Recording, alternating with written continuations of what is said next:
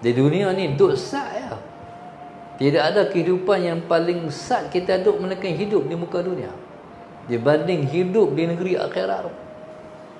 Panjang, lama. Bayangkan. Tapi banyak manusia mengorbankan kehidupan dunia dengan kehidupan akhirat.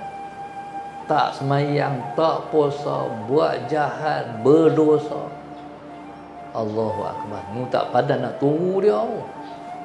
Siapa yang sanggup melanggar titah perintah Allah? Jahil. Jahil. Ilmu tak ada. Allahumma salli ala Sayyidina Muhammad. Bila ilmu kita ada, nak kenal Tuhan macam mana? Tak kenal. Tak apa. Boleh kerana hang tak usaha kenal aku, orang tu dia masukkan dalam neraka pun dia tak kenal Tuhan.